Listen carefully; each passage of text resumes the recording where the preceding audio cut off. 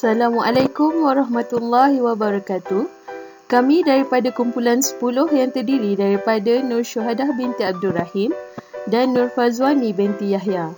Kami akan membentangkan mengenai fungsi pendidikan tinggi.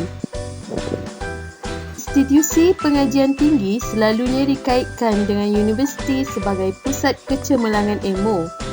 Istilah universiti berakar daripada perkataan universality yang membawa erti kesejagatan. Kesimpulannya, pendidikan di universiti seharusnya bersifat universal sesuai dengan fungsi institusi berkenaan. Berdasarkan takrifan pendidikan tinggi adalah taraf pendidikan yang jauh lebih maju berbanding dengan apa yang disediakan di peringkat sekolah rendah dan sekolah menengah. Universiti pula adalah tempat atau institusi pendidikan yang menyediakan kemudahan untuk pendidikan tinggi. Fungsi pendidikan tinggi. Sifat kesejagatan universiti walau bagaimanapun tidak dapat menafikan keperluan tenaga kerja sesebuah negara.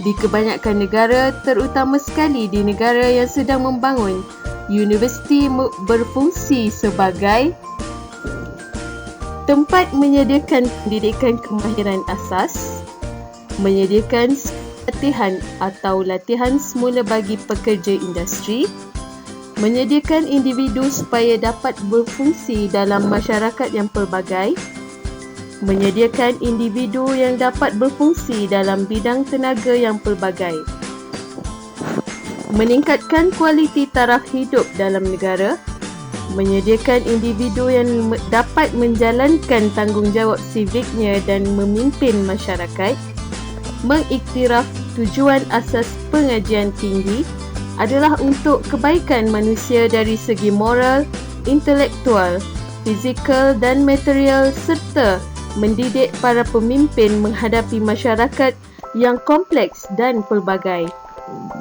Meletakkan pengajaran dan pembelajaran sebagai misi utama dan menyediakan individu untuk kehidupan yang memuaskan kerjaya yang menguntungkan serta pendidikan sepanjang hayat. Melakukan kajian asas dan gunaan untuk meningkatkan kualiti pengajaran dan pembelajaran, menambahkan pengetahuan dan memperbaiki taraf hidup di peringkat tempatan, negeri, negara dan antarabangsa. Meluaskan peluang pendidikan terutama sekali kepada masyarakat yang ketinggalan.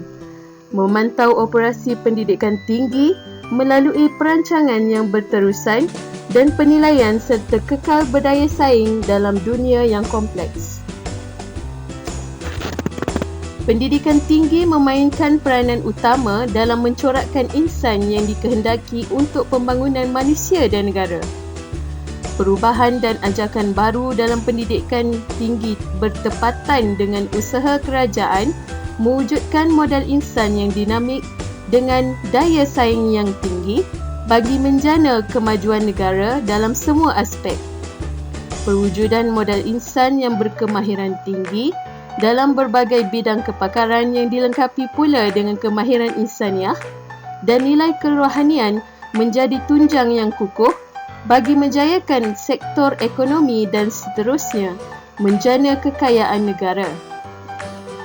Menerusi ekosistem pengajian tinggi yang lebih fleksibel dan interaktif hasil gabungan modal insan keluaran universiti, politeknik dan kolej komuniti akan lebih responsif dan berupaya menterjemahkan objektif mutakhir negara melalui penggembelingan kekuatan cendekiawan negara yang merangkumi terutamanya modal insan kelas pertama yang mampu menggunakan pengetahuan secara proaktif, kreatif, inovatif dan berkemahiran teknikal secara pengurusan bagi menangani persekitaran global dan berubah-ubah untuk meningkatkan kualiti hidup dan menyumbang kepada kesejahteraan dan kekayaan negara sejagat. Ilmu, idea, kreativiti dan inovasi yang dijana daripada penyelidikan, penyerapan dan adaptasi ilmu sedia ada dari seluruh dunia yang mampu menjadi landasan kemajuan negara dan masyarakat sejagat. Penggembelingan kekuatan kepelbagaian yang mengukuhkan perpaduan, jati diri kebangsaan, keadilan sosial, kesejahteraan negara dan masyarakat. Konklusinya, pendidikan tinggi memainkan peranan dan fungsi yang pelbagai dalam mencapai segala matlamat, terutamanya di dalam sistem pendidikan di Malaysia.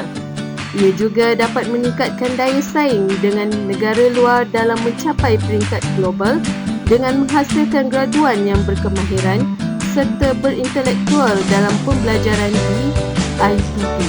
Oleh demikian, Kementerian Pengajian Tinggi telah menggubal plan strategik dengan meneliti peranan dan fungsi ICT bagi memartabatkan fungsi pendidikan tinggi di Malaysia.